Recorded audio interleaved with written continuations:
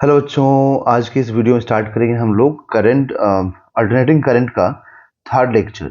और इसमें पढ़ने वाले हैं हम लोग बहुत ही इंपॉर्टेंट टॉपिक जिसका नाम है रेजोनेंस। ठीक है। और यहाँ से क्वेश्चन तो बच्चों नीट में और जेई में आते ही हैं।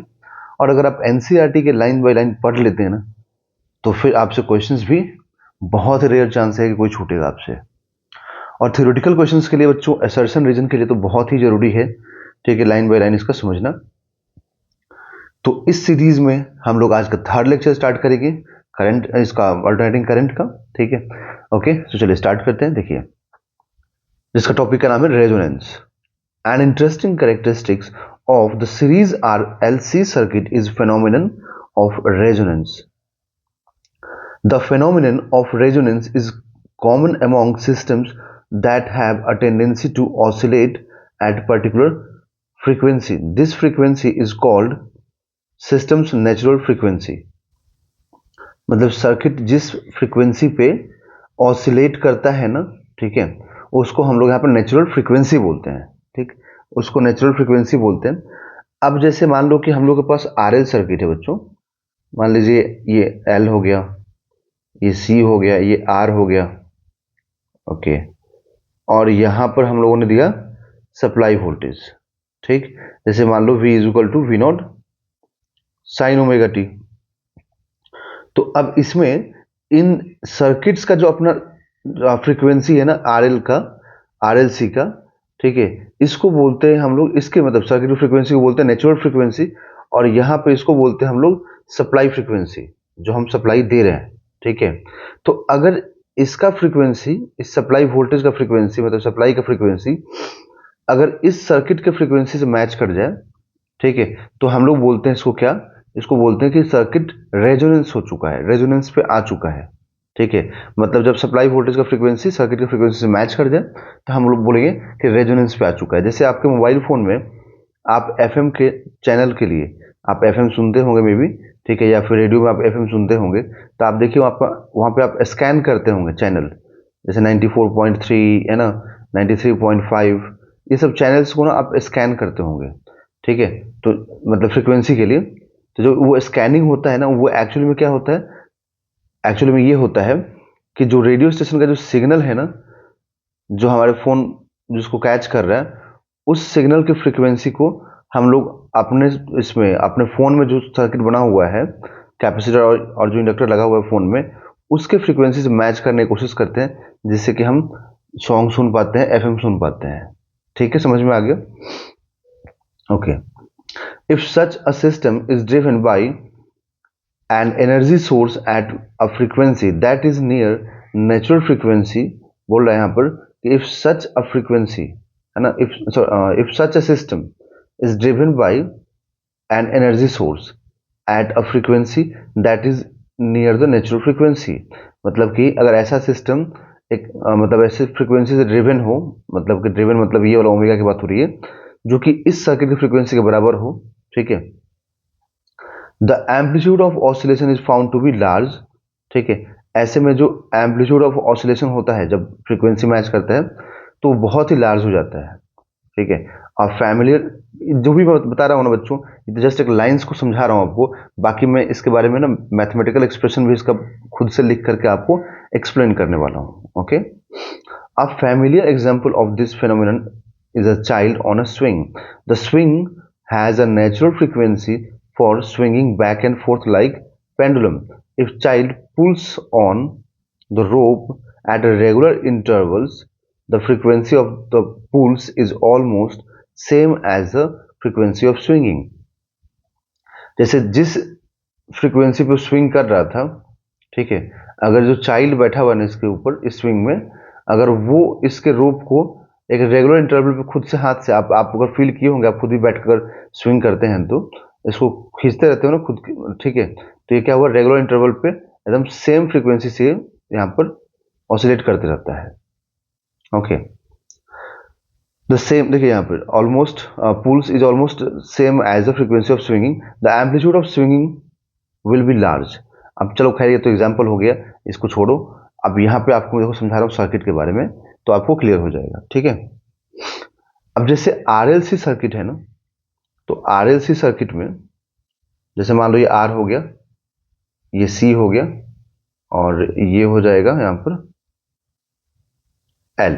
ओके, और ये हम लोग दे रहे हैं सप्लाई वोल्टेज। ओके, तो यहाँ पर इम्पीडेंस आपको मैंने बताया था कि इम्पीडेंस हम लोग क्या लिखते हैं, पूरे सर्किट का जो इम्पीडेंस लिखा जाता है वो लिखा जाता है एक्सएल। यहाँ पर देखिए, root over R square plus XL minus XC का होल स्क्वायर, ये लिखा जाता है इम्पीडेंस। ये आपको प्रीवियस वीडियोस में मैंने आपको पूरा एक्सप्लेन भी किया है। तो यहाँ पर अगर हमें मान लो कि ये जो आई एम और वी एम है ना, इसका मतलब होता है कि मैक्सिमम करंट मैक्सिमम वोल्टेज, ठीक है, जिसको मैंने वी नॉट और आई नॉट लिया है। जैसे इसको मैं लिख रहा हूँ ना, V naught sine omega t, तो ये जो वी नॉट है ना, यही वी एम है। तो अगर मान लो मुझे यहाँ पर मैक्सिमम करंट चाहिए, ठीक है, तो मैं क्या लिखूंगा, मैक्सिमम वोल्टेज डिवाइडेड बाय जो भी सर्किट का इंपीडेंस होगा, मतलब यहाँ पर वो मैं लिख दूंगा यहाँ पर, ठीक है। तो जो सर्किट का इंपीडेंस था मैंने वो लिख दिया, क्लियर हो गया। तो यहाँ से मुझे करंट मैक्सिमम मालूम हो जाएगा। ओके, बट यहाँ पर रेजोनेंस के टाइम पे क्या होता है, जब सर्किट जब रेजोनेंस करेगा ना, है ना, जब सर्किट रेजोनेंस करेगा तब इस चीज को ऑब्जर्व किया गया है ना, तब इस चीज को जो ऑब्जर्वेशन में मिला हम लोगों को, जो देखा गया वो ये देखा गया कि यहाँ जो ये ओमेगा, यहाँ जो फ्रीक्वेंसी है वो इस सर्किट के फ्रीक्वेंसी के बराबर होता है, ठीक है। बट उसके लिए ये फाइंड किया गया, देखा गया कि जब भी रेजोनेंस होगा, है ना, यहाँ पे मैं दिखा रहा हूँ, बोला गया कि जब भी रेजोनेंस होगा तब तब ये जो कैपेसिटिव रिएक्टेंस है और जो इंडक्टिव रिएक्टेंस है, ये एक दूसरे को, ठीक है, या फिर ऐसा बोल सकते हो कि voltage across capacitor and voltage across inductor, ये एक दूसरे को कैंसिल आउट करेंगे। मतलब इस चीज को ऑब्जर्व किया गया है, जो मैं बोल रहा हूं ना बिल्कुल ध्यान से सुनिए, आपके दिमाग में एकदम बिल्कुल फिट हो जाएगा, बैठ जाएगा। यहां पर क्लियरली बोला गया, ठीक है, कि ये सर्किट जब जब रेजोनेंस करेगा, सीरीज सर्किट, पैरेलल भी होता है बट पैरेलल नहीं पढ़ना हम लोगों को, ठीक है, सीरीज देखना है। तो जब जब ये रेजोनेंस करेगा तब तब voltage across capacitor and voltage across inductor will cancel each other, है ना, will cancel out each other, तो एक दूसरे को कैंसिल कर देगा। तो कैंसिल करने का मतलब ये हुआ कि हम लोग बोलेंगे कि इन दोनों का मिला के नेट वोल्टेज क्या होना चाहिए, जीरो होना चाहिए। देखो भाई, कैंसिल का मतलब तो यही होता है कि दोनों का नेट वोल्टेज क्या होना चाहिए, जीरो होना चाहिए। मतलब हम लोग लिखेंगे कि net voltage across C and L must be equal to zero. इसका मतलब कि VC is equal to VL होना चाहिए, है ना। और सीरीज में करंट क्या होता है बच्चों, सीरीज में तो करंट सेम होता है, ठीक है। तो अकॉर्डिंग टू ओम्स लॉ, है ना, according to Ohm's law, potential difference across any element, है ना, circuit element must be equal to I into R. मतलब आई इंटू आर के कॉन्सेप्ट में होना चाहिए।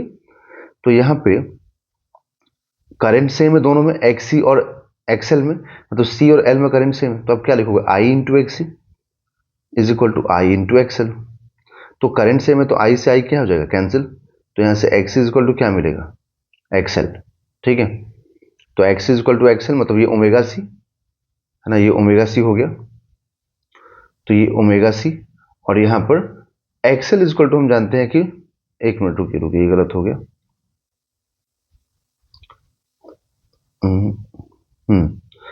इस चीज को हम लोग जानते हैं कि एक्सी होता है वन अपॉन ओमेगा सी, मतलब जो कैपेसिटिव रिएक्टेंस होता है वो वन अपॉन ओमेगा सी होता है, और जो इंडक्टिव रिएक्टेंस जिसको हम लोग एक्सएल लिख रहे हैं, ये ओमेगा इंटू एल होता है। ओके, तो अब यहां से मतलब ये कंडीशन जो है ना, ये आपको याद रखना पड़ेगा कि जब भी रेजोनेंस में होगा तो ये दोनों का पोटेंशियल एक दूसरे को कैंसिल आउट करेगा, एंड करंट सेम होने की वजह से जब कैंसिल आउट करेगा तो V C is equal to V L होगा, ठीक है। और करंट सेम होने से करंट कैंसिल हो जाएगा, तो फिर XL is equal to XC आ जाएगा। और अगर XL is equal to XC आ गया तो फिर आप यहां से ये भी जरूर बोलेंगे कि XL is equal to XC आने का मतलब हो गया कि यहां पर एल को उठाइए, एक मिनट रुकिए, इस एल को उठाइए, इधर लेके आइए, और इस ओमेगा को लेके इधर आ जाइए, ठीक है। तो omega square is equal to 1/LC। तो यहां से ये जो ओमेगा मिल रहा है ना, ये एंगुलर फ्रीक्वेंसी हो गया। ये जो ओमेगा है ये बच्चों एंगुलर फ्रीक्वेंसी है, ठीक है। और ये इसको अब हम ओमेगा नॉट बोलेंगे, ओमेगा नॉट बोलेंगे, ठीक है, क्योंकि ये रेजोनेंस पे आ चुका है ना, क्योंकि हम तो अभी रेजोनेंस का कंडीशन पढ़ रहे हैं। तो ये रेजोनेंस पे आ गया, तो इसको एक स्पेशल ओमेगा बना देते हैं हम लोग, ओमेगा नॉट या ओमेगा आर भी लिख सकते हो आप, मतलब रेजोनेंस फ्रीक्वेंसी पे एंगुलर फ्रीक्वेंसी, ठीक है, रेजोनेंस कंडीशन पे एंगुलर फ्रीक्वेंसी। क्लियर हो गया, ठीक है। अब यहां से अगर आपको एफ नॉट चाहिए तो आप इसको 2 pi F naught is equal to 1/√एल सी लिख दो, तो यहां से आपको एफ नॉट भी मालूम हो जाएगा, ठीक है, समझ में आ गया ना। ओके, अब यहां पर देखिए ठीक से, तो अगर ये XL is equal to XC proof हुआ है, अगर ये XL is equal to XC proof हुआ है, ठीक है, तो इस सर्किट में जो करंट की बात कर रहे हैं हम लोग, ठीक है, उसमें तो ये XL is equal to XC आ गया ना। तो XL is equal to XC आने का मतलब कि ये एक्सएल और ये एक्सी आपस में इक्वल, दैट मीन्स कि कैंसिल कर देगा, ठीक है, समझ में आया जो बोलना चाह रहा हूँ। यहाँ पर एक्सएल और एक्सी अगर आपस में इक्वल हुआ तो मतलब कैंसिल कर देगा ना वो, तो फिर जैसे मान लो कि जेड इज इक्वल टू लिखता हूं मैं अगर कि आर स्क्वायर है, तो यहाँ पे एक्सएल और एक्सी आपस में इक्वल, तो इसका मतलब कि मैं लिखूं कि एक्सएल माइनस, अब एक्सी को एक्सएल से रिप्लेस कर दो ना, सबसे बढ़िया, ठीक है, तो ये कैंसिल हो गया, तो यहाँ पर क्या बचेगा, √आर square plus 0 square, that means कि जेड इज इक्वल टू √आर स्क्वायर मतलब आर, तो z का वैल्यू क्या आया, आर आया, z का वैल्यू आर आया। अब यहाँ पर एक चीज मैं आपको बता दूं कि यहाँ पर अगर ये पार्ट जीरो नहीं होता, अगर ये पार्ट जीरो नहीं होता बच्चों, तो कुछ तो ऐड होता, क्योंकि देखो ये पार्ट कभी नेगेटिव हो नहीं सकता है, अगर इसलिए नेगेटिव नहीं हो सकता है क्योंकि यहाँ पर क्या है, स्क्वायरिंग है, अगर नेगेटिव आता भी तो स्क्वायरिंग यहाँ पर मिल करके पॉजिटिव कर देता, ठीक है ना, पॉजिटिव कर देता, समझ में आया। तो ये जो चीज है ना यहाँ पर, अगर ये जीरो नहीं होता तो कुछ ना कुछ ऐड होता, ठीक है, मतलब कि एग्जैक्टली आर तो नहीं आता, मतलब कुछ ऐसा होता कि z इज इक्वल टू, चलो मैं मान लेता हूं कि ये बहुत ही कम वैल्यू आता, 0.1 आता, बट कुछ तो आता, तो ये अगर ये कुछ भी वैल्यू यहाँ पे आता इसका, अगर ये इक्वल नहीं होता, रेजोनेंस पर नहीं होता, तो कुछ तो वैल्यू आता, और अगर कुछ भी वैल्यू आता तो बच्चों फिर तो ये आर स्क्वायर √r² होता ही नहीं, और ये आर नहीं होता, मतलब कि इंपीडेंस यहाँ पे आर के बराबर नहीं मिलता अगर ये कुछ भी वैल्यू हम लोग को देता, तो समझ में आ गया ना। तो इसका मतलब ये हुआ यहाँ पर, एक मिनट रुकिएगा, हाँ, इसका मतलब ये हुआ यहाँ से कि अगर मैं बोल रहा हूँ इस चीज के बारे में कि ये कंप्लीटली जीरो है, ठीक है, तो मतलब कि यहाँ पे आर आएगा, और आर आने का मतलब हुआ कि जो भी आ रहा है ना इम्पीडेंस रेजोनेंस पे, वो मिनिमम मिलेगा, ठीक है, और अगर रेजोनेंस पे इंपीडेंस मिनिमम मिला हम लोगों को, तो फिर हम लोग ये भी बोलेंगे कि I इज इक्वल टू क्या होता है, I is equal to V/Z होता है, ठीक है, समझ में आया। तो यहां से हम लोग ये जरूर बोलेंगे कि यहाँ पे अगर ये Z मिनिमम हो जाएगा, हम लोग ऐसा लिखें कि अगर ये Z का वैल्यू मिनिमम हो जाएगा, तो फिर ये I क्या हो जाएगा, I हो जाएगा मैक्सिमम, क्योंकि अगर डिनोमिनेटर ही कम हो गया तो ये तो ओवरऑल क्या होगा, मैक्सिमम होगा ना, ठीक है। तो एक बात यहां से आप और ध्यान रखें कि अगर तो कुछ मतलब पॉइंट्स यहां से ऐसे आए हैं जो मैं आपको यहां पे दिखा देता हूं, एक मिनट रुकिए। जैसे रेजोनेंस पे ना, जो भी अभी तक बोला मैंने आपको समझा देता हूं, है ना, कि एट रेजोनेंस, ना देखिए अभी तक जो भी बोला ना उसको एक बार लिख लीजिए, eight resonance condition, eight resonance condition अगर हमारे पास आर एल सी सर्किट है, ठीक है, अभी तक तो जस्ट देखो एक्सप्लेन कर रहा था मैं आपको, है ना, अब यहाँ पे सारे पॉइंट्स को मैं नोट डाउन कर दूंगा ताकि आपको समझ में अच्छे से आ जाए सारी चीजें, कहीं पर कोई कंफ्यूजन इसमें नहीं रहे, ठीक है। At resonance condition first point क्या होगा कि VL must be equal to VC, ठीक है, और अगर ऐसा होता है, ठीक है, तो हम लोग बोलेंगे कि XL is equal to XC होगा, और अगर ऐसा होता है कि XL is equal to XC होगा, ठीक है, तो फिर यहाँ पर फिर जो Z आ जाएगा ना, वो Z मिनिमम आ जाएगा जो कि R के बराबर होगा, और अगर ये ऐसा होता है कि Z मिनिमम होगा, तो फिर करंट क्या होगा, करंट रेजोनेंस पे, मतलब एक तो पिक वैल्यू होता है, एम्पलीट्यूड होता है ना, उस एम्पलीट्यूड की बात नहीं कर रहा हूँ, जो नॉर्मल करंट भी होगा ना, आरएमएस करंट, वो भी मैक्सिमम अपनी पीक वैल्यू पे होगा, मैक्सिमम वैल्यू पे होगा। ठीक है, तो ये मिनिमम तो यहां से ऐसा मिलेगा। ठीक है, समझ में आ गया? ओके। अब अगर ये एक्सएल इक्वल टू एक्सी है तो यहाँ पे फ्रीक्वेंसी भी आएगा, मतलब omega naught is equal to root over L C. ठीक है, जहां पे इसको हम बोलते हैं कि angular frequency at resonance condition. तो फिर यहाँ पे एंगुलर फ्रीक्वेंसी भी आएगा, एंगुलर फ्रीक्वेंसी के बाद फ्रीक्वेंसी भी आएगा 2 pi into root over L C. ठीक है, समझ में आया? तो ये मतलब सारे पॉइंट्स यहाँ पर अपने पास मालूम होगा, है ना, रेजोनेंस कंडीशन पे। इस चीज को जरूर आप याद रखें, ध्यान रखें। ठीक, अब यहाँ पर देखो, तो पावर फैक्टर की बात करते हैं हम लोग, है ना। तो सेवेंथ में तो पावर फैक्टर नहीं, tan फाइव, पावर फैक्टर बाद में पढ़ेंगे। तो फेज की बात करते हैं tan फाइव। तो ये एक्चुअली में होता क्या है, XL minus XC by R होता है, या फिर XC minus XL by R होता है। बट ये पार्ट तो क्या है, पूरा एक्सएल माइनस एक्सी जीरो है। ठीक है, तो हम लिखेंगे कि as XL is equal to XC, कि यहाँ पर अगर मतलब ऐसा होगा कि XL is equal to XC होगा, तो फिर तो आप लिखोगे कि tan five is equal to, क्योंकि ये दोनों आपस में इक्वल हो गया तो ये जीरो हो जाएगा कैंसिल होकर के। तो यहाँ पर tan फाइव क्या आएगा, जीरो आएगा। तो tan फाइव जीरो मतलब tan का वैल्यू जीरो तभी हो सकता है जब उसका एंगल भी क्या हो, जीरो हो। इसका मतलब कि यहाँ पे एंगल क्या आएगा, जीरो आएगा। मतलब हम लोग बोलेंगे कि यहाँ पर रेजोनेंस कंडीशन पे, यहाँ पर रेजोनेंस कंडीशन पे जो फेज डिफरेंस आएगा ना, वो जीरो आएगा। तो रेजोनेंस कंडीशन पे फेज डिफरेंस जीरो आएगा। इसका मतलब ये हुआ कि यहाँ पर वोल्टेज और करंट दोनों सेम फेज में होगा, है ना। मतलब कि यहाँ जो वोल्टेज आएगा ना वो, और जो करंट आएगा, ये तो वोल्टेज का हो गया, और जो करंट यहाँ पे जो मैक्सिमम आ रहा था वो, ये दोनों का दोनों एक ही फेज में होगा, सेम फेज में होगा। ठीक है, ये इसका यहाँ पर मतलब हुआ। क्लियर, समझ में आ गया आप लोगों को? ठीक है,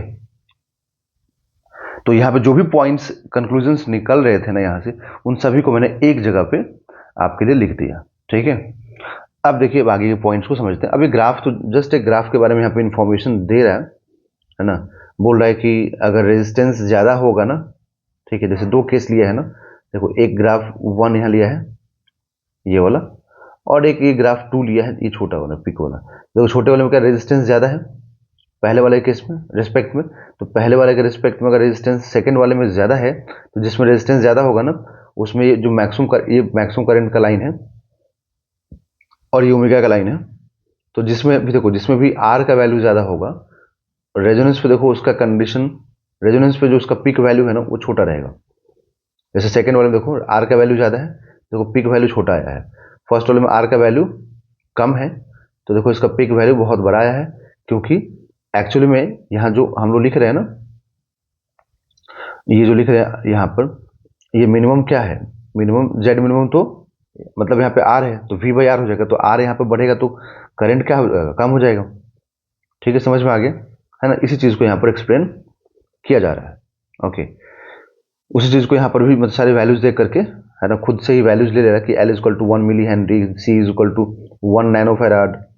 ठीक है, फिगर 7.16 ये गलत है बच्चों, 7.14 है ये। ओके, समझ में आया? तो यहाँ पर ये ध्यान रखना है कि रेजोनेंस फ्रीक्वेंसी पर करंट एम्पलीट्यूड कितना होता है, यहाँ पर वी एम बाई आर, मतलब वी नॉट बाई आर होता है। ठीक है, एम्पलीट्यूड की बात कर रहा है तो, अदरवाइज नॉर्मल केस में वी बाई आर होता है। ठीक है, पूरा कंप्लीट वोल्टेज के लिए।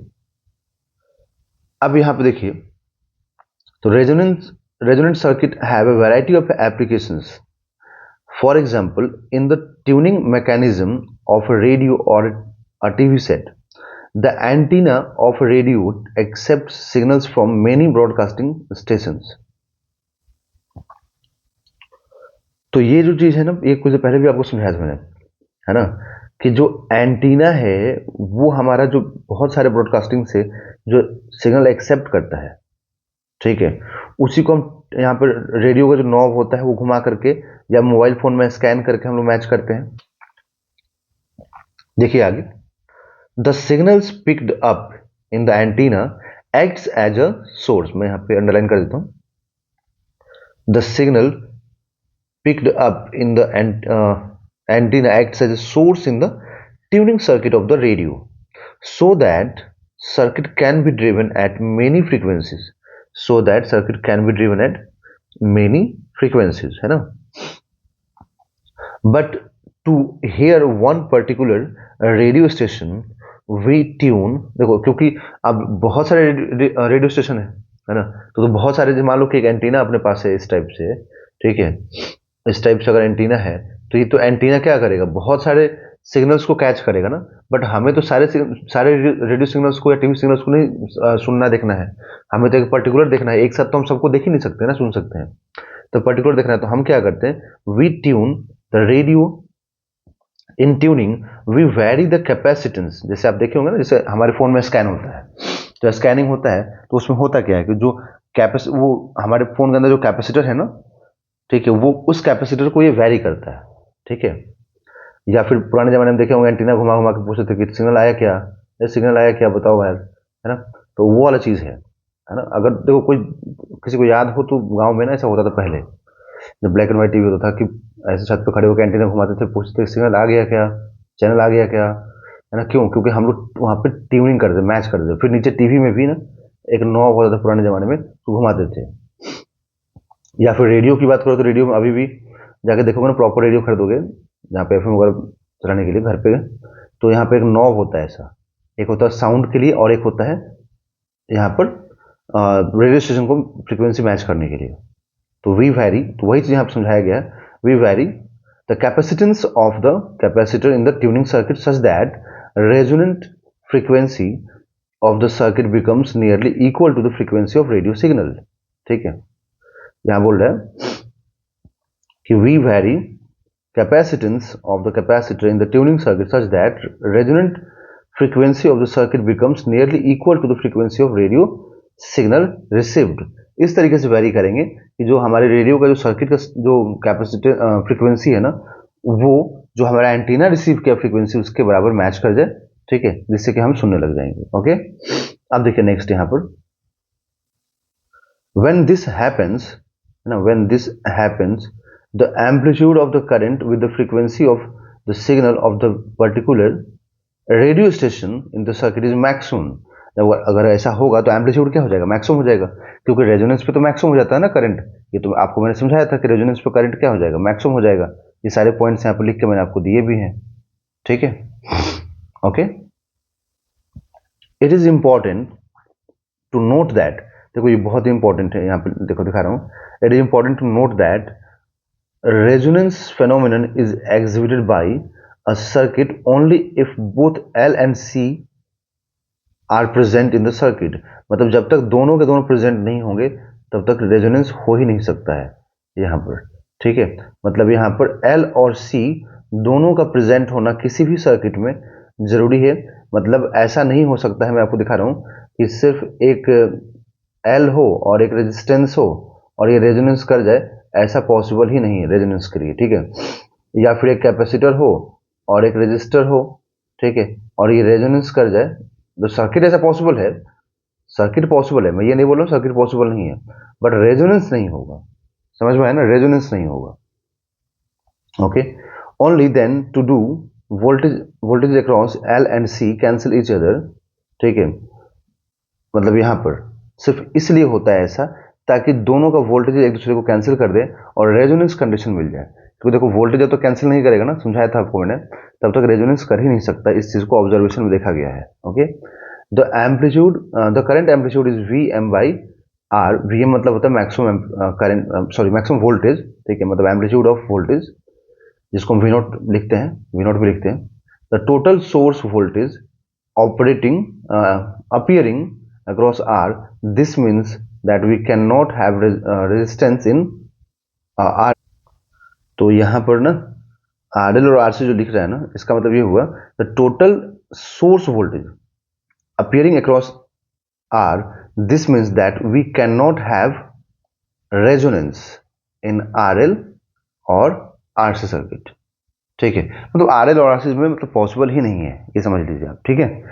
समझ में आ गया, ठीक है. तो यहाँ पर ना एक क्वेश्चन में आपको जो दिया गया है यहाँ पे एग्जांपल्स में, वो समझा देता हूँ. देखिए, A resistor of 200 ohm and a capacitor of 15 microfarad are connected in series to a 220 volt 50 hertz AC source. Calculate the current in the circuit. Calculate the current in the circuit. First point है. Second में calculate the voltage across the resistor and a capacitor. Is the algebraic sum of these voltages more than the source voltage? If yes, resolve the paradox. ठीक है, चलो देखते हैं. अभी resistance हमें दिया हुआ है, कैपेसिटेंस हमें दिया हुआ है, ठीक है, वोल्टेज यहाँ पे दिया हुआ है. ओके, तो सर्किट का हम लोग बताना है. तो यहाँ पे फ्रीक्वेंसी दिया हुआ है ना. तो मान लो एक तरह से क्या कि ये यहाँ पर रेजिस्टर, एक मिनट रुकिए, यहाँ पर एक रेजिस्टर हो गया और एक कैपेसिटर हो गया, है ना, क्योंकि इंडक्टर के बारे में तो कुछ दिया हुआ है नहीं बच्चों यहाँ पर. तो इसका मतलब कि आरसी सर्किट हो गया, है ना, आरसी सर्किट हो गया. और आरसी सर्किट में भी जो जेड निकालते हैं ना, मतलब जो इम्पीडेंस निकालते हैं, तो वो क्या हो जाएगा सिर्फ यहाँ पे कि जो आर स्क्वायर है ना प्लस ये एक्सी स्क्वायर हो जाएगा रूट के अंदर, root over R square plus XC square. XL तो जीरो हो गया ना, एक्सएल एल है ही नहीं यहाँ पर, ठीक है, एल नहीं है यहाँ पर. तो यहाँ से आप देख सकते हैं कि आपने को अब एक्सी की जरूरत पड़ेगी. तो एक्सी हम कैसे निकालेंगे? तो एक्सी इज इक्वल टू, ये हम लोग पहले भी देख चुके हैं, 1/ओमेगा सी होता है. अब ओमेगा कैसे होगा? तो ओमेगा इज इक्वल टू होता है 2 पाई इंटू फ्रीक्वेंसी. और फ्रीक्वेंसी देखो आपको यहाँ पे दिया हुआ है कितना, 50 हर्ट्ज दिया हुआ है. तो आप इस फ्रीक्वेंसी का यूज करके यहाँ पर ओमेगा कैलकुलेट कर सकते हैं. और जैसे आप ओमेगा कैलकुलेट करेंगे, इस ओमेगा को उठा के यहाँ रख दीजिए और सी आपको दिया हुआ है उसको यहाँ रख दीजिए. ठीक है, तो इन सब चीज़ों को जब रख करके आप कैलकुलेट करेंगे, ठीक है, तो आफ्टर कैलकुलेशन, क्योंकि देखो आर दिया हुआ है तो आप आर को डायरेक्ट यहाँ पुट कीजिए, एक्स यहाँ से निकाल करके यहाँ रखिए 2 पाई इंटू फ्रीक्वेंसी, ठीक है, इंटू कैपेसिटेंस. और ये जो लिखा है ना पावर 2 यहाँ पर माइनस में, इससे कंफ्यूज नहीं होना है. इसका क्या मतलब हुआ वो मैं आपको दिखा देता हूँ यहाँ पे लिख करके. ये आर स्क्वायर हो गया ना, तो एक्सी को क्या लिख देंगे 1/ओमेगा सी का होल स्क्वायर. ठीक है, तो जैसे हम मान लो ऐसा लिखते हैं ना कि 1/2 लिख देते हैं सपोज करो, तो उसको हम क्या लिख सकते हैं 2 टू द पावर -1 लिख सकते हैं. तो वही चीज यहाँ पर कर रहा है कि यहाँ पे आर स्क्वायर प्लस ये 1/ओमेगा सी को ओमेगा सी लिख देता है और यहाँ जो पावर है ना उसको -2 कर देगा. तो बात एक ही हुआ, रेसिप्रोकल हुआ. ठीक है, तो उसी चीज को लिखा गया है यहाँ पर. तो यहाँ से लिख दिया है कि R square into 2 pi into frequency. Frequency को मैंने एफ से दिखाया, म्यू से दिखाया. आप चाहे तो आप म्यू से भी दिखा सकते हैं, उसमें कोई कंफ्यूजन नहीं है. ठीक है, तो यहाँ पर पावर -2. ओके, अब यहाँ सारी वैल्यूज को रखिए, कैलकुलेट कीजिए. तो कैलकुलेशन कर लेना बच्चों, कैलकुलेशन से तो आ जाएगा. तो आपको यहाँ से पूरे सर्किट का जो एक नेट इंपीडेंस है, जिसको हम रेजिस्टेंस भी मतलब समझ सकते हैं कि एज ए रेजिस्टेंस काम कर रहे हैं, वो हम लोग को यहाँ पर मालूम हो गया. अब जब ये मालूम हो गया, ठीक है, तो आप करंट चाहिए आपको, तो आपको तो वोल्टेज मालूम है ना. अब मैं आपको एक चीज यहाँ बताऊंगा, ध्यान रखिएगा, बहुत ही इंपॉर्टेंट बच्चों पॉइंट है ये. न्यूमेरिकल सॉल्व करते वक्त ना बहुत ही ज्यादा ध्यान रखना पड़ता है कि आप इसको, जैसे मैं सपोज करो कि एक सर्किट ले लेता हूँ, है ना, इस टाइप से, चाहे आरएलसी सर्किट हो, चाहे आरसी सर्किट हो, चाहे आरएल सर्किट हो, कोई सा भी सर्किट हो, हम लोग यहाँ वोल्टेज समझना है. यहाँ पर ऐसा लिखेगा ना, V equal to VM sine omega t, या फिर मैं आपको पूरा लिख के दिखा देता हूँ. सपोज करो ऐसा लिख दे कि 20 साइन 100 पाई टी, अगर ऐसा लिखता है तो ये जो है ना 20, ये एम्पलीट्यूड हो गया, मतलब कि VM हो गया, मतलब V0 हो गया 20 वोल्ट. ठीक है, ये बहुत इंपॉर्टेंट पॉइंट बता रहा हूं, अब ध्यान से समझिए, है ना, VM हो गया. अब हम लोग एक आरएमएस वोल्टेज भी पढ़े थे बच्चों, है ना, एक आरएमएस वोल्टेज भी पढ़े थे.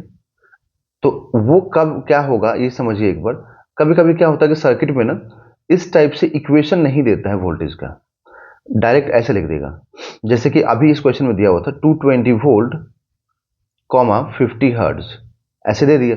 तो अब यहां पर देखो, यहां पर कहीं पर भी साइन कॉस नहीं है, कहीं पर भी साइन कॉस नहीं है.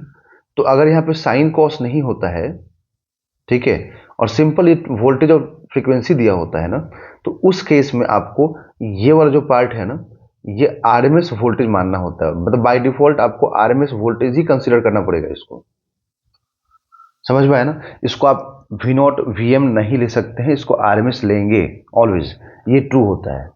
मतलब यहाँ पर अगर इस फॉर्म में लिखा रहेगा तो वोल्टेज और फ्रीक्वेंसी के फॉर्म में, अगर साइन कॉस के फॉर्म में लिखा रहेगा तो ये पार्ट हो जाएगा वी नॉट। फिर यहाँ पे आरएमएस नहीं दिया रहेगा, आपको आरएमएस फिर निकालना पड़ेगा।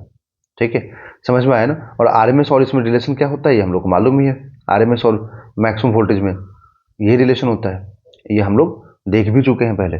ठीक है ना, फर्स्ट लेक्चर में। ओके, तो यहाँ से जो हम अब देखो, अब यहाँ पर जो करंट निकाल रहे हैं ना, ठीक है, तो यहाँ और यहाँ जो वोल्टेज दिया हुआ है 220, ये 220 एक्चुअली में क्या हुआ, आरएमएस वोल्टेज हो गया। तो यहाँ पे ऑटोमेटिकली जब आरएमएस वोल्टेज से जब आप करंट निकालेंगे तो आपको आरएमएस करंट मिलेगा। इसका मतलब ये बाय डिफॉल्ट आरएमएस करंट होता है। और बच्चों कुछ भी अगर मेंशन नहीं करेगा ना, तो इसका मतलब ये मान लो कि आपको करंट सर्किट में आरएमएस ही दिया रहता है। अगर नहीं बोलता है कि पिक वैल्यू है या पिक करंट है, तो ये मानो कि आरएमएस करंट आपको गिवन होता है। ठीक है, तो अब अगर आपको वोल्टेज चाहिए, है ना, जैसे पूछा है कि कैलकुलेट द वोल्टेज, है ना, वोल्टेज। अब देखो बाय डिफॉल्ट आरएमएस क्यों करंट है, अगर निकाल रखा है आपने, अगर यहाँ पे जो करंट है ना, अगर ये आपने निकाला है आरएमएस, तो बाय डिफॉल्ट वोल्टेज भी किस इसके क्रॉस क्या आ जाएगा, आरएमएस ही आएगा। ठीक है, तो इसलिए यहाँ पर voltage across resistor and voltage across capacitor जो भी निकालेंगे आप, है ना, तो रेजिस्टेंस से मल्टीप्लाई करो और करंट से मल्टीप्लाई करो। ठीक, तो आपको यहाँ पर ना वोल्टेज जो मिलेगा वो आरएमएस वोल्टेज ही मिलेगा। ओके, अब जो सेकंड में एक पॉइंट और दिया था यहाँ पर कि is the algebraic sum of this voltage more than the source voltage, if yes then resolve the paradox. अब यहाँ देखो, वैसे तो ज़्यादा हो ही जाएगा, the algebraic sum of the two voltages ज़्यादा हो जाएगा, बट उसको हम ले नहीं सकते हैं, वो भी समझाऊंगा आपको। The algebraic sum of the two voltage V R and V C is 311.3 volt which is more than the source voltage. अब दोनों को ऐड करके देखो, तो वो सोर्स वोल्टेज जो 220 है ना, उससे ज़्यादा वोल्टेज आ रहा है, बट ऐसा हम कर नहीं सकते हैं, हम ऐसा नहीं कर सकते हैं। How to resolve this paradox, as you have learned in the text, जो हम पहले पढ़ चुके हैं, the two voltages are not in the same phase. हम लोग पहले भी इस चीज को देख चुके हैं बच्चों, कि जो दो वोल्टेजेस होता है ना, ये वी आर और वीसी का, ठीक है, ये वीएल का हो गया और ये वीसी हो गया। ठीक है, तो इस चीज को हम लोग देखे हुए हैं कि वीएल और वीसी 90 पे होता है, सॉरी वीएल नहीं, वीआर और वीसी 90 पे होता है, और वीएल और वीआर 90 पे होता है। मतलब वीएल और वीआर 90 पे भी, फिर वीआर एंड वीसी भी 90 पे, और वीएल और वीसी आउट ऑफ फेज मतलब डायरेक्टली 180 होता है। ठीक है, 180 पे होता है। तो मतलब ये जो है ना, सेम फेज में होता ही नहीं है कि आप डायरेक्टली इसको ऐड कर सकते हो, तो आपको पाइथागोरस थ्योरम लगा के इसको ऐड करके निकालना पड़ेगा। तो पाइथागोरस के अकॉर्डिंग तो ये क्या हो गया, root over V R square plus V C square. ठीक है, तो डायरेक्टली अगर चाहेंगे तो नहीं कर सकते, मतलब कि अगर आपको यहाँ पर VL और VR का वोल्टेज, नेट वोल्टेज निकालना होगा ना, तो आपको लिखना पड़ेगा root over VL square plus VR square. अगर आपको VR और VC का निकालना होगा, तो आपको नेट निकालने के लिए लिखना पड़ेगा root over VR square plus VC square. ठीक है, अगर इन तीनों का नेट निकालना होगा, ठीक है, और मान लो अगर VL ज़्यादा हो VC से, तो उस केस में क्या होता है यहाँ पर, ये सब अब हम लोग पहले देख चुके हैं, यहाँ पर फिर पाइथागोरस लगाना पड़ेगा। ठीक है, तो V is equal to VR square plus VL minus VC का होल स्क्वायर। तो ये सारी चीज़ें हम लोग पहले भी देख चुके हैं। ठीक है, समझ में आ गया। तो डायरेक्टली आप ऐड नहीं कर सकते, इस तरीके से गलत हो जाएगा ऐड करना, आपको इस मेथड से निकालना पड़ेगा। ठीक है, if the phase difference between the two voltages is properly taken into account, the total voltage across the resistor and the capacitor is equal to the voltage of source। ठीक है, तो मतलब ये डायरेक्टली आप इसे निकाल सकते हैं, गलत हो जाएगा तो आपको यहाँ पर जैसे मैंने बताया वैसे निकालना पड़ेगा। ओके, ठीक है बच्चों, तो अब नेक्स्ट वीडियो में हम लोग देखेंगे पावर फैक्टर के बारे में, पावर जो सर्किट में होगा उसके बारे में देखेंगे हम लोग। ओके, टिल देन आप इसको वॉच कीजिए, देखिए, समझिए इसको क्या कॉन्सेप्ट है इसका। ठीक, कुछ डाउट होने से आप जरूर कमेंट बॉक्स में कमेंट करके पूछिए बच्चों।